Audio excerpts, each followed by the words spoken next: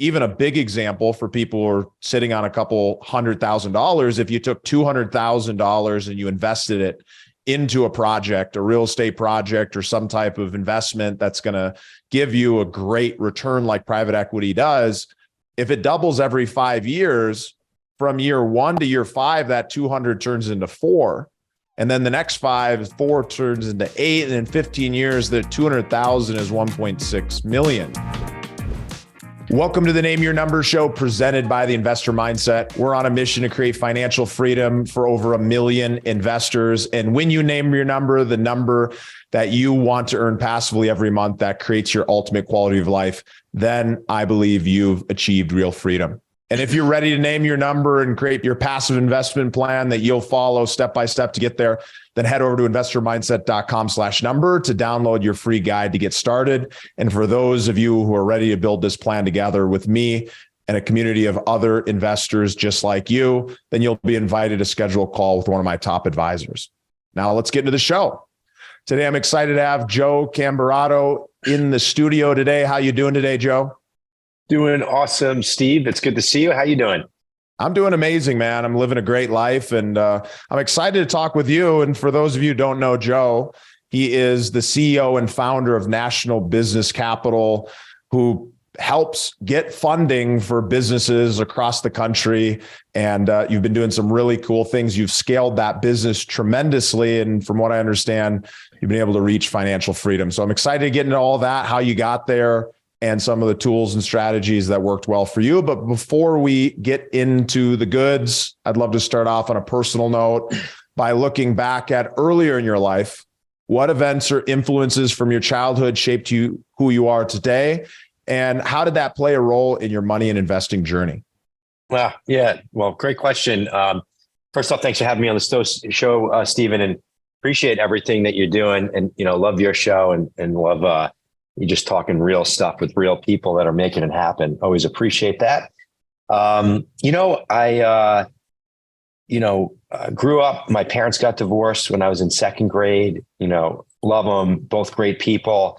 But lived, with single mom and then, moved back with my dad later on in life and later in high school. It was just a struggle, growing up, single mom trying to make it happen, raise 2 kids, 3 people in a 2-family, a 2-bedroom, apartment. Mom worked hard, but sometimes, it's not only about working hard, it's about working smart. And, money was just always a challenge. And, I just said that, when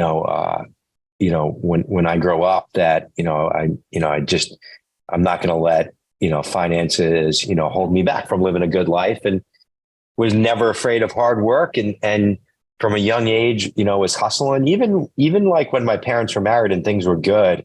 I think I did my first tag sale in first grade. I took all the toys that we weren't using in the house, painted up a sign, put it on the front lawn in the street. And I was in business, selling, He-Man and G.I. Joes and stuff. And, this is a true story. I haven't really talked about this in a long time or share it, but I had this bag of action figures. It's a big bag, and some woman walking her dog was like, how much for this bag of action figures? And I was like, I don't know. And, $5 was a lot of money when you're in first grade. And This was probably 1988 or 89 or something. And, I was like $5, and she pulled a $10 bill out of her purse, and I said, "Damn, I should have asked for more." Yeah, that's awesome. That's really awesome. It's funny because, I grew up, very similar upbringing, oldest of 4 kids, single mom, moved in with my dad in high school, eventually moved out on my own at 17. But What do you think that led to? How do you think that led to some of the decisions that you made, both from a business standpoint, financially? How did that play a role? Yeah, I just think, both of my parents, they were hard workers. They worked really hard. My mom in retail, my dad in the car business. And I watched them work every Saturday, Sunday, holiday. Yeah. Actually made, some decent money and actually did really well. and worked his ass off. Like I have a lot of respect for him, and a lot of that, is in my blood, which I appreciate, but, he couldn't enjoy like, weekends, holidays, stuff like that. So it really just made me think about, working hard, being able to make good money, but also being able to have the time to enjoy it. So I always, from a young age, was interested in investing, whether it was stock market, real estate. If I was working side hustles, doing anything I could, that was legal, to make some extra money. And then you're thinking about like long term. I mean, I think I bought like some of the first like stocks I think I bought. I was probably, I think I was 18 years old, a senior in high school, and was like trading stocks on like, I think it was like the first Sidekick. Remember that was like this first type of smartphone thing. You were one of the cool kids. You had one of those sidekicks. Yeah, I thought I was. And, just trying to, hustle and, make another $100 a day doing some trades, but then realizing like, hey, thinking about how do I invest and buy things for the future. And there were some cool older folks that did well in certain type of investments. And I saw how, by staying that course, later on in life, they were able to live a really cool, life and not have to worry about money and enjoy and travel and do some cool stuff. And I always said, hey, I want to be that guy. Yeah, it's incredible how having a mentor like that, even though, at the time you never consider them a mentor, you never use that word, but somebody that you look up to makes such a big impact. I know for me, growing up in that type of environment, it's like very blue collar. Mom worked in hospitality, dad worked in blue collar sales, and, seeing that hard work, but also seeing that it never really paid off. I mean, we had the best life we could given the circumstances, but it was so tough. But when you see somebody else who's living a good life that, is seeing some of that success, can give you that inspiration to then step into that, which I think you're a great example of just from a business owner perspective, because you've built a great business, you've got a big team, you've made a lot of money, but you've also been able to reach some of that financial success and have some of that security that I know a lot of people who are listening are looking for. So tell me, have you reached financial independence? Have you reached that point where the cash that you have and the investments that you have are paying for the life that you want to live? So I think I'm in a really great place and I'm in a very diverse place, which makes me feel good and confident, especially in the wild times that we're in. Yeah. I think, I still got some more work to do. I've done really well.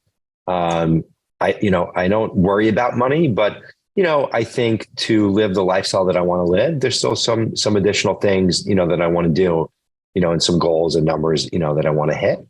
But I think what's helped me, and I've had to learn this, is I think when it comes to like investing, and you really got to think long-term.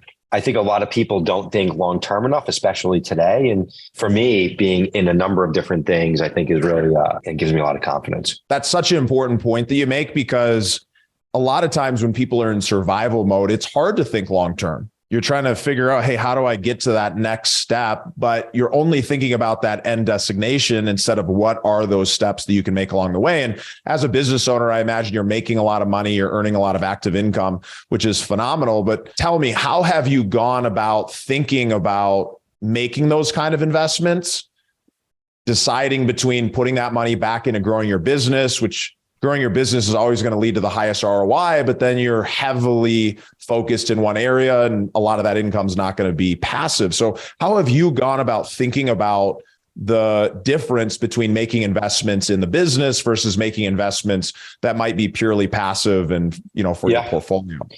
Yeah, it's a great question. It's funny. I've been talking about this a lot lately with other, owners, entrepreneurs at all different levels, and some just more that have been asking me this question, and others that have done really well in a number of areas. I think what's interesting to me, I talk a lot of businesses. Most business owners have it all wrapped up in their business, and even though it's like my company's not publicly traded, it's a private company.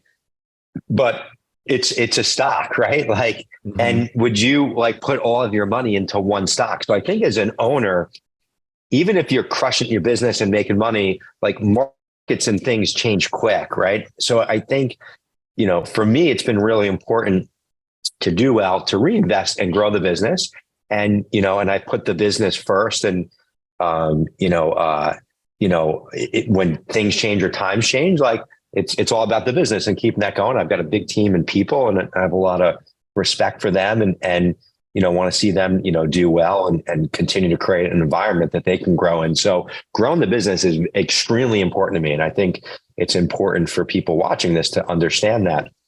But, I think it's really important as I've listen, in the beginning, you're doing everything you can. You don't have the luxury to do all this stuff, right? If you're just getting started, you got to hustle and grow the business, got to make money.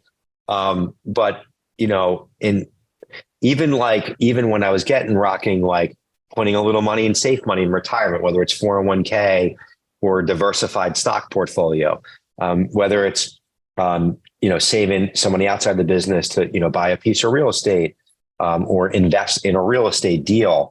I'm big fans of doing real estate deals with trusted folks, just because I don't have the time to manage real estate. Right. And what's the point that you make that decision that, okay, my business is at a certain point where I should actually start harvesting some of those profits and I should put them on the side and start investing into other strategies like real estate, private equity, stocks, 401k, all that stuff. At what point should you start pulling money out of the business versus rolling everything back in? Because I know you work with a lot of business owners, you fund a lot of capital for them. So how should they think about that? I think, listen, if your business is in this extreme situation and it's just taking an extreme loss, and it's just impossible, that's an extreme situation. But I think you just need to start this, as early as you can. Like, there's one cool thing that my dad did, and this is what got me onto the path of this. So I guess in a way I was shown this, but I should have even been pushed this for more and more like a plan and structure. But when I dropped out of college, and my dad said, if you're going to live home, you got to give me $750 a month. And he took that money from me, and it bothered me because I was only like, 19, 20 years old or whatever. He said, you got to work, you got to pay to be here. It actually pushed me to move. I moved out when I was 23. I bought a house, worked hard, but that $750, he took from me, he put into a mutual fund. And then when I moved out, he said, hey, that money you've been giving me, it's all right here. And I was like, wow, I only put in X, but I saw how it grew to X. So that was kind of like that first. So, and then, I actually wound up using that part of that money to start, my business along with some other money, and credit cards and everything else. But my point is to answer your question is, I think that you need to just start that as early as possible, even just to be in the habit of it, to automate it. So let's just say it's $100 a month. It's a small number. Don't go to Starbucks, like put that into just the S&P 500 index fund, right? Like pick one, take $100 a month, put it into a savings account. And that, does that grow your real estate fund? Or, you can get into some of these private equity deals today with not a lot of money. But you got to be putting money or saving money and like pretending like it's not there. But my point is, I wish that I would have continued, because I started this, but then got kind of focused in other areas. And I wish I would have just continued that automation. I did pick that back up when I got into my 30s, and have done well because of it. But I think it's just like automating it, having a plan around it, and just doing it. Because a lot of people like, I'm going to invest when I make a bunch of money. And then like that never really comes. And I mean, God, if you would have, been buying Apple stock 15 years ago, 20 years ago, even if it was only like $1,000 a year, you'd be in a great place today. It's funny because we want to wait until we feel like we've made it before we start investing, but actually investing is part of how we make it. Because if what I've found in my life, and it sounds like you've experienced the same, is that your lifestyle begins to expand to match the amount of money that you have. and that you automatically go into a little bit of austerity when you don't have money available to go and do those things. So you can live a phenomenal life, but if you can take 20 or 30 or 40 or even 50% of your income and you can put that into savings or a wealth account that's going to grow, and you're then going to make investments from that, it can really start to look like a totally different picture. I mean, even a big example for people who are sitting on a couple $100,000, if you took $200,000 and you invested it into a project, a real estate project, or some type of investment that's going to give you a great return like private equity does, if it doubles every 5 years, from year 1 to year 5, that 200 turns into 4. And then the next 4 turns into 8. And in 15 years, the 200,000 is 1.6 million. So it really begins to start paying off. And it seems like such a small amount of money at the beginning. And for some of the people listening, 200,000 is a ton of money. For some, that's, what they make in a month or a quarter or half a year. But the point is, that same principle applies regardless of the size. And so if you're running your business, like you're saying, you want to be able to pull that money out. And on top of it, you're in the lending business, right? You're working with people, helping them get private capital, and lenders want to see that you have a balance sheet. And one of the best ways to build that balance sheet is through, making those investments and setting cash aside so that you can be, ready for whatever happens. 100%. I think there's, so two things I want to hit on, because one is it's, discipline, right? I mean, all great things in your life. If you think about your life, Steven, or anyone watching this, think about anything that you've done really great in. It's because you were disciplined in order to get there. When you were growing up and you were in the best shape, it's because you were disciplined and went to the gym and you ate well. You were disciplined. If you were crushing at work, it's because you were disciplined in whatever it is that you were, doing in your, business or career. If you have a great relationship, it's because you're disciplined in working on the relationship. Like every great thing in your life leads back to discipline, right? And I think, in today's world, the second thing is we all want this shit to happen overnight, and it's just, it's not reality. And I agree. As soon as today people make a little bit of money, it's like, because it's not about how much you make, it's how much you're spending. And as soon as people are making more, they're spending, consuming, and they're spending it on things that, aren't doing anything good for them. And I think, I've been very disciplined, in my life. We all go through times where we're more disciplined and less disciplined, right? Totally. And that's okay. Sometimes you need to be a little less disciplined and have some fun, right? But you got, as long as you can come back, and it's the ones that can get back on track. I think that's important. But, I think, when people today, when I've been at times in my life where I actually feel the best is typically when I'm the most disciplined. It's kind of ironic. Exactly right. It's like abstaining, right? When you're doing drinking, all the good things. Eating clean or meditating every day or working out consistently. It's like some people look at that who are not being as disciplined and are saying, hey, you're not really enjoying your life. But ironically, inside your body, you actually feel amazing when you know that you've got this rigid system. And it's good to be flexible. It's good to break out of it every now and then. But knowing that you can do that when you set your mind to it gives you a lot of confidence. It does. And I think it's like you're upset sometimes doing the hard work, but to be honest, the reality is you're more upset when you don't do the fucking hard work, and I think you got to keep that in mind. And that helps push me to wake up in the morning and work out, right? Like I don't wake up and jump out of bed and skip down to the gym. But I'm proud of myself after I do it because I did the hard work.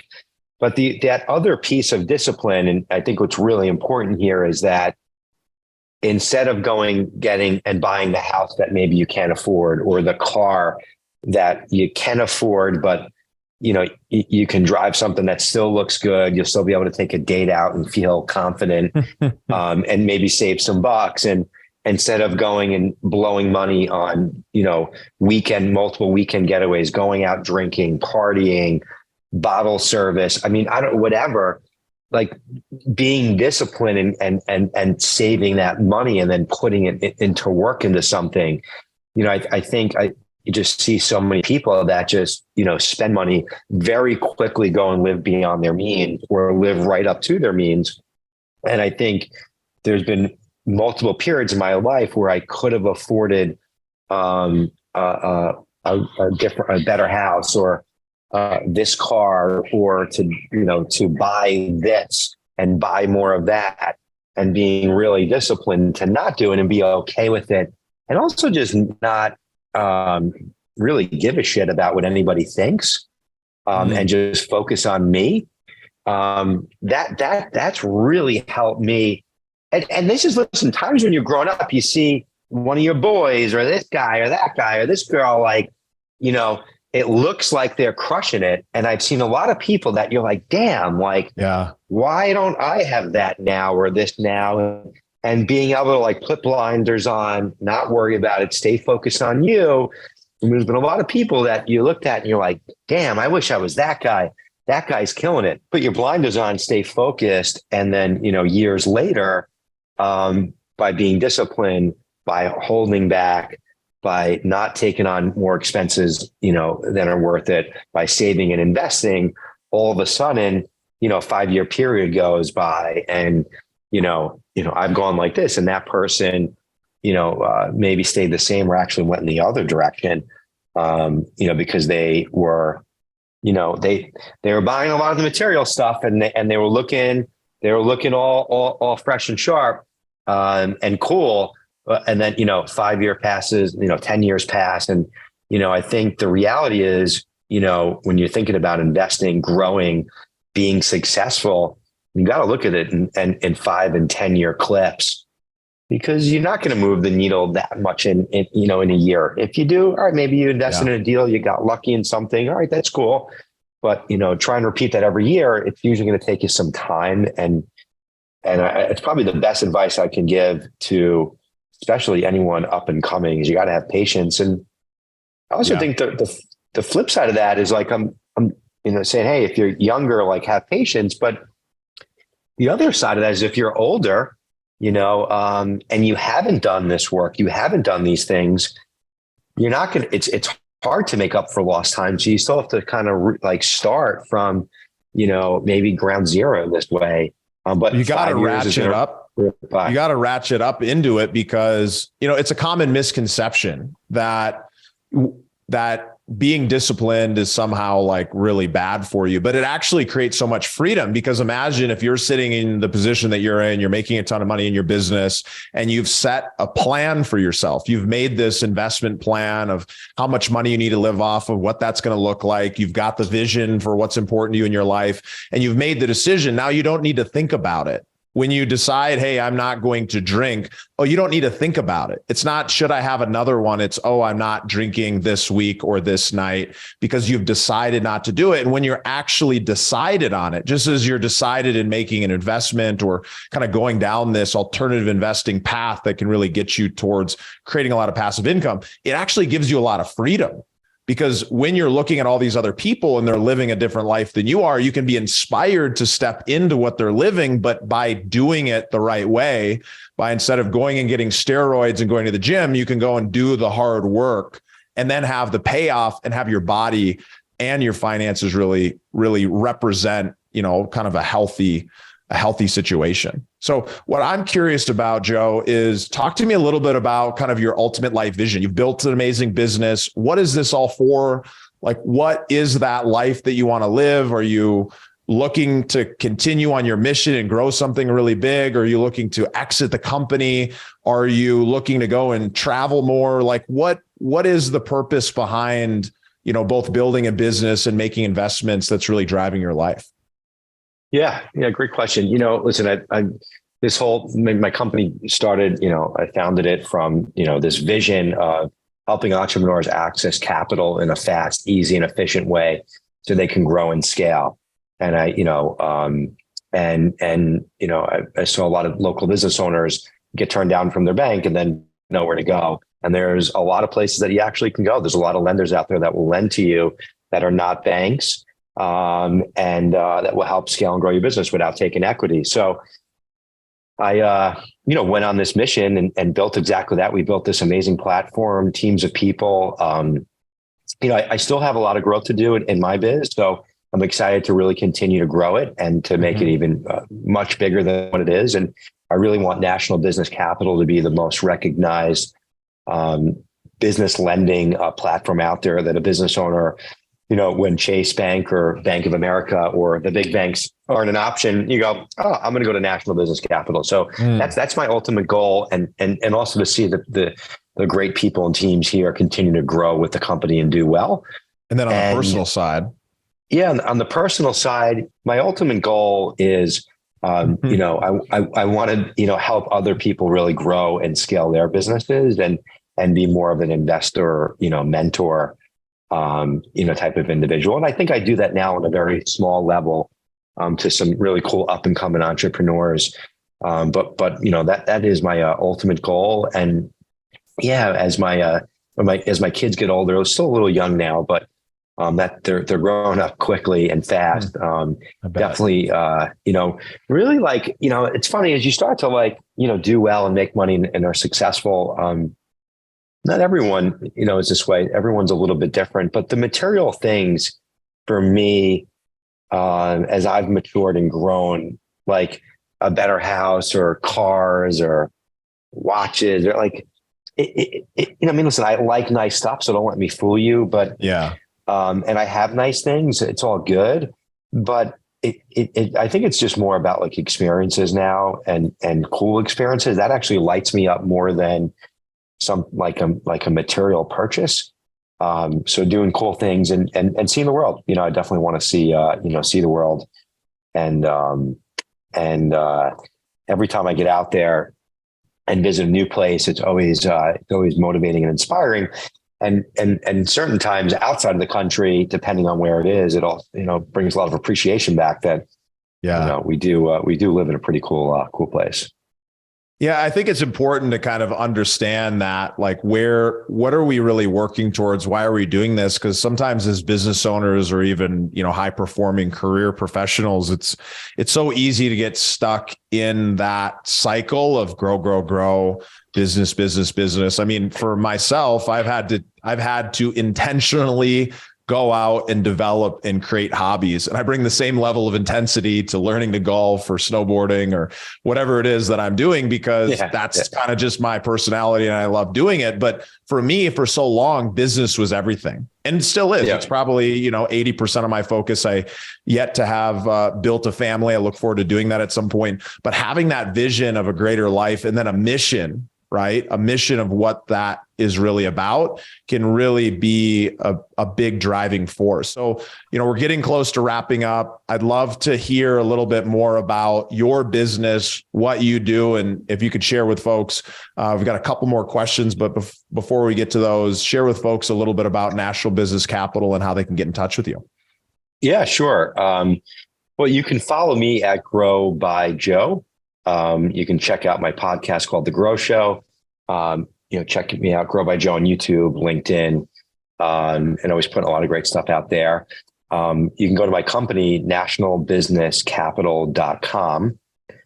National Business Capital, I founded in 2007, really to be a place where business owners can apply simply, easily in one simple place and get connected with the right type of business lender for their business.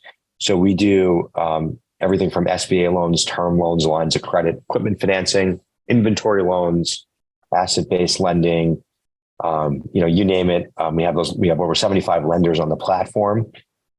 You apply in one place. We have over 100 people here internally, and you apply in one place. And but you also get to speak with a business financing advisor that can understand what you're looking to get accomplished in your business, talk about the different products that may make sense for you, and then we'll help you with everything from application all the way to funding. And it's just a very efficient, streamlined process. We've built some great tech, but really great people. We've funded over $2 billion in business financing transactions. We've done over 27,000 transactions to date. Wow. And that number grows every single day. And, we've really become a leader in, the non-bank lending world, which is really exciting. So, excited to, hopefully, we funded a lot of stuff, but, excited to hopefully be funding $1 billion plus, a year to small business. I mean, that's amazing. If you're looking for business capital to grow, to scale, for inventory, definitely reach out to Joe. Joe, on the investing side, 2 more questions, we'll be wrapping up here. But on the investing side, talk to me a little bit about your book. Like, what type of investments have you made, and what type of investments do you like, and why do you like them? Yeah. So, I've definitely got a pretty decent amount of, different things going on. I really love, what you're doing, Steven, and I'm, in a few different real estate deals, just really as, it's a fund on individual properties. And those teams, manage it. I'm just an investor, but get all the benefits of actually owning the real estate. So depreciation, tax-free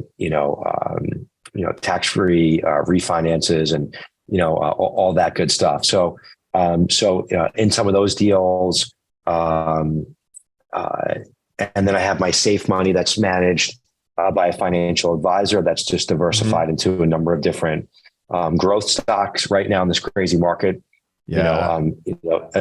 Stocks and bonds about 50-50, just to protect my downside, and then also in some different private equity deals, some really cool companies, some recognized companies. But all those different things take work, it's I don't think a lot of people realize that. Like, it all sounds amazing, but a lot of constant work to make it happen, in that stuff. And then always, in my business, I see a lot of unique things. So always looking to invest in, other businesses and companies, and where I can play, a passive investor, but also happy to, give growth advice and help customers, owners, like, get to that, next level. So play the mentor and investor role. And I've done some of those, type of deals as well. So I think, having that diversity has really helped, especially through what we just went through in COVID, that's for sure. Totally. In under 30 seconds, tell me, what do you like about passive investing in syndications, funds, and private equity? What do you like about that over other traditional investments? Well, listen, I love real estate, right? And would love to do more real estate of my own, but I have to keep my focus and everything I've got going into my business. So I think the real passive stuff and like the real estate funds, with like the stuff that you're doing. I think there's some private equity funds out there that are really cool, that you can, invest some money in, but they're managed by pros and they go into a diverse number of deals. I think, I think being able to be into different types of funds that are diversified, and it doesn't really take up much bandwidth, besides, being able to invest the money into it, I think are really great. And I think for, owners and entrepreneurs, I think for anyone, they're awesome.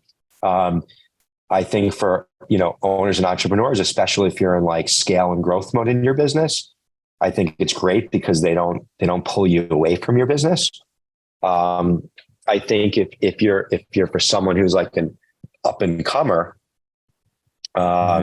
and you're not really, you don't understand the real estate game, or you don't understand how to invest in, businesses or things like that, or you don't really even know how to find those opportunities. I think you get to, piggyback on, and work with really talented people, and you get to actually learn a lot being a part of those different type of funds. Yeah. And it's such a good point, Joe, because when it comes to investing passively, there's a huge benefit. If you're busy in your business or career, you can stay focused on the things that are making you the most money while being able to move that capital and have it managed by expert operators who are going to go and essentially execute that business on your behalf. If you have the time or you're really passionate, you can, of course, go out and do some of these things actively.